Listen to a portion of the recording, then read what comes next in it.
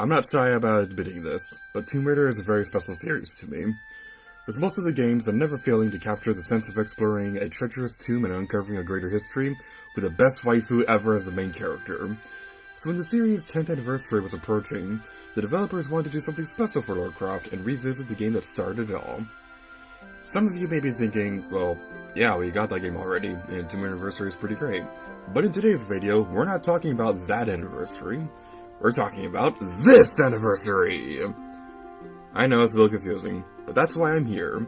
I'm your host for today, L8RG8R2U, and in today's episode of the Gaming Gallery, we'll be discussing Tomb Raider 10th Anniversary Edition. The first question you're probably asking is, what's the difference between 10th Anniversary Edition and the final game that we got? Well, that's pretty simple. 10th Anniversary Edition was being developed by Core, while the final game was made by Crystal Dynamics. However, these would have been very different games. While Tomb Raider Anniversary plays more like Legend, the best Tomb Raider game, 10th Anniversary Edition would have featured more traditional gameplay from the classic PlayStation 1 games. During these trailers we'll have on screen, we could see Lara running and jumping in a manner similar to the original game, her voice clips even matched that of Tomb Raider 3, and the dreadfully slow block-pushing mechanics were also left intact. Glad that didn't stick around. What's interesting though is that this clip of Lara firing her guns at two enemies at once, which wouldn't appear in a Crystal Dynamics game until Tomb Raider Underworld. We can also see clips of Lara fighting enemies such as wolves, bats, raptors, and even the iconic T-Rex. Lara also seems to have kept some of her abilities from Tomb Raider Legend, such as swinging around on poles, but her animations also have that special stiffness from the PlayStation game, so nostalgia.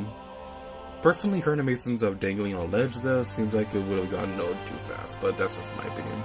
Lara can also be seen exploring locations from the original game, go figure considering this was a remake, but these look more like one-to-one recreations of the entire levels, whereas Tomb Raider Underworld removed a bunch of rooms and kept levels shorter and more in line with how Legend's level design worked.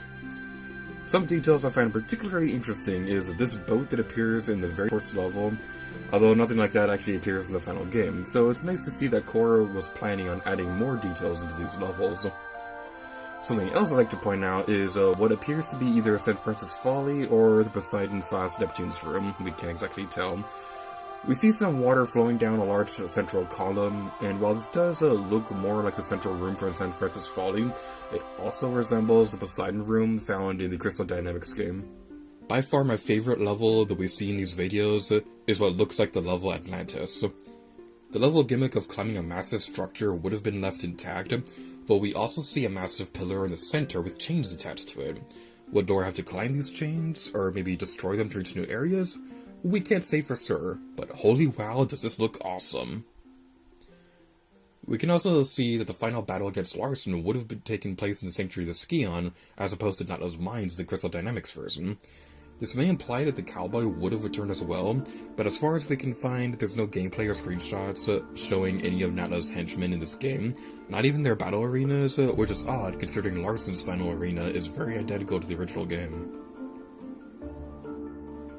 It's obvious that a lot of these screenshots depict updated versions of the original levels. We can even see a side-by-side comparison of the original game.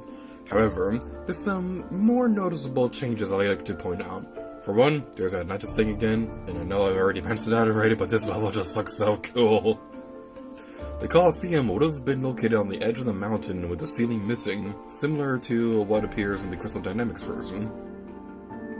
And the Sphinx in the Sanctuary of the Skion also looks very different. In fact, this one is surrounded by lava, something not seen in any other version of the game. Which is interesting because the Horus and Anubis statues look very identical to the original counterparts. It is nice to see that the city of K'mu Sphinx still looked as derpy as ever. The Tomb of Teotihuacan has some other noticeable differences too. The tomb itself looks more crumbled than its PS1 and Anniversary counterparts, and there's also a statue of a serpent lady with a bow in the final room. One other room I'd like to mention is this one, as it's the only one that I could find of the Croft Manor tutorial level. But what may be the most interesting detail out of all of these screenshots is in Natla's Mines, which contains some interesting flags. This is the only reference of this in any of these screenshots I could find, but it's safe to theorize that this may have changed the story of the original game a little bit. Personally, I much prefer what they use in the Crystal Dynamics game, with Natla being her own awesome, unnecessarily epic badass villain. Some other screenshots also show that the control scheme would have been identical to the PS1 games. Tomb Raider 10th Anniversary Edition was largely planned to be a PlayStation portable game. Some sources say it would have been a PSP exclusive, but others say it was also in development for PlayStation 2 and PC. Who knows, except for the people working on the game. Another screenshot shows some kind of trading mode, and honestly, I have absolutely no idea what this was used for. Maybe you'd find some materials in the levels to trade for something? I really have no clue. By far, the most noteworthy feature about this game is this lady, Melissa Croft. Melissa would have been Laura's younger cousin, and would be playable in a co-op multiplayer mode. Laura and Melissa would work together to beat the main story, and players could even play as Melissa in single-player mode when they complete the main game first. It is worth mentioning that even though Melissa hasn't appeared in a Tomb Raider game yet, the idea of multiplayer has. Kind of. With the release of the Lara Croft spin-off games such as Lara Croft and the Guardian of Light or Temple of Osiris, and competitive multiplayer did appear in Tomb Raider 2013, and I'm honestly not sure if it's in Rise of the Tomb Raider, Shadow of the Tomb Raider, but I know it's Tomb Raider 2013.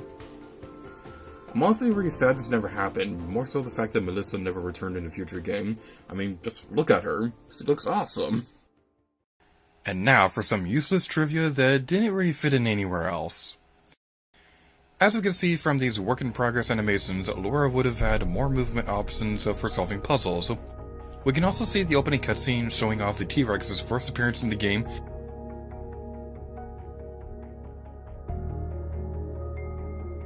defeating the T-Rex with spiky things, and this giant spider, who wasn't even in the original game.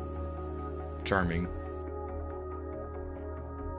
Alongside Laura and Melissa Croft, there's also screenshots for Larson, Pierre, and Indiana Jones. This is likely used for testing, but it's still pretty interesting to think about. So, what happened to the game? Well, Crystal Dynamics happened.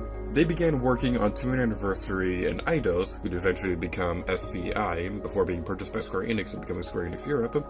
They decided to keep all the Tomb Raider projects under one company.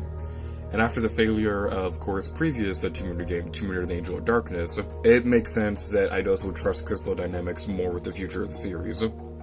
What's interesting is that the developers working on 10th Anniversary Edition would go on to say that even though they were upset that their project was cancelled, they never outright blamed Crystal Dynamics for it. But that's Tomb Raider 10th Anniversary Edition. Even though we did eventually get Tomb Raider Anniversary, that doesn't make me any less curious as to what would have happened had this version been released instead. There was certainly a lot of promise with the multiplayer mode, that awesome looking Atlantis level and Melissa Croft, still wishing for her to appear in a future game, but think of it this way. We did get Tomb Raider Anniversary, and even though it's a very different game, it's still awesome, and it's one of my favorite games on the Nintendo Wii. But I'll still cry myself to sleep every night over Melissa Croft not being in a Tomb Raider game. I've been your host, L8RG8R2U, and if you want to hear me talk more about the Tomb Raider, there will be a link to my Let's Play of Tomb Raider Trilogy on screen. It contains a 100% guide through Legend, Anniversary, and Underworld, and it's one of my personal favorite Let's Plays that I've done, and Tomb Raider is awesome! If you'd like to see more gaming galleries, there will also be a link to our playlist on screen, and be sure to subscribe for more gaming trivia and whatever else it is we do on this channel. Thank you for watching this episode of the Gaming Gallery, and remember that in our hearts, we are gamers.